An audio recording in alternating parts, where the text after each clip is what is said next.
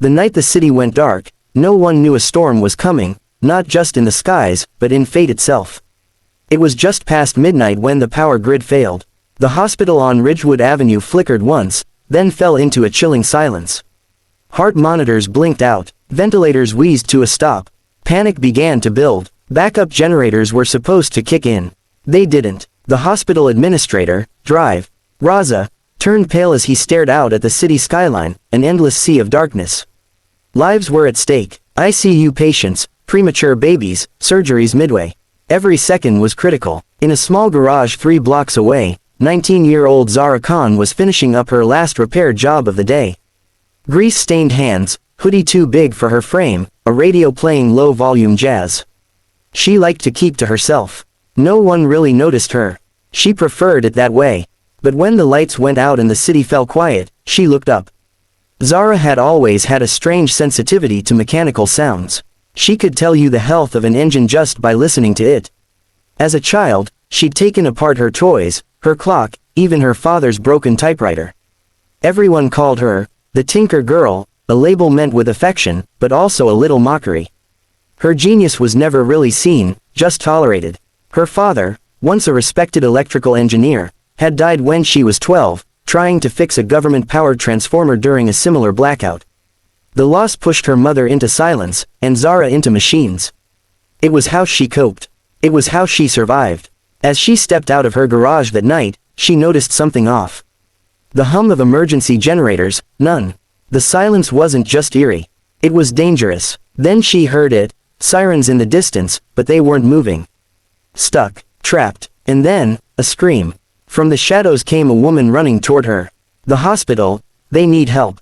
The machine stopped. My baby is there. Zara's heart raced. She didn't ask questions. She grabbed her toolkit, jumped on her motorbike, and raced through the empty streets, dodging fallen poles and tree branches, toward Ridgewood Hospital. When she arrived, chaos awaited her. Nurses were fanning patients manually, doctors shouting for light, phones dead. The main generator room had caught fire earlier. The backup was never connected properly. No electrician had made it in. The roads were jammed. No one knew what to do. Zara walked in, unnoticed at first. Where's the control panel? She asked calmly. What? Who are you? A nurse snapped, panicked. I can fix it, she said. You're just a kid. The technician barked. She looked at the wall clock. Time was slipping away.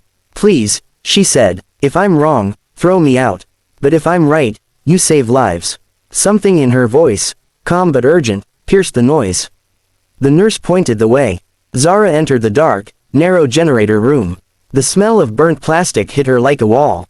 Her hands moved fast. Wires tangled, fuses blown, circuit boards melted in some places. But something else, a faulty capacitor placement in the backup line. Rookie mistake. She rewired, bypassed the damage, used old wire from a decommissioned fan nearby. Sparks flew. She didn't flinch. Minutes passed. Then, click, a hum, a flicker. Light returned. Machines beeped back to life. Oxygen flowed again. Doctors cheered. A baby cried. And Zara, she stepped back into the shadows, wiping her forehead. No one even asked her name. She returned to her garage before dawn, just as the city slowly began to stir. Her radio was still playing, same jazz track. She smiled softly, pulled the hoodie over her head, and resumed work on an old carburetor. The next morning, the news spread like wildfire. Unknown heroine saves. City hospital during blackout. Witnesses described a young girl in a hoodie, but no one knew where she went. CCTV was blank. The hospital staff searched everywhere, but the trail was cold. Meanwhile, in her small workshop, Zara quietly fixed a broken school bus engine for free. She watched the news on a tiny screen in the corner. When they showed a sketch of her face, blurred and uncertain, she chuckled. She didn't need recognition. She had her father's old toolkit. That was enough. Later that week, a letter arrived at the hospital. No address, no name. Moral: real heroes don't wear capes. They wear grease-stained gloves and go unnoticed in the darkest hours, until the light returns.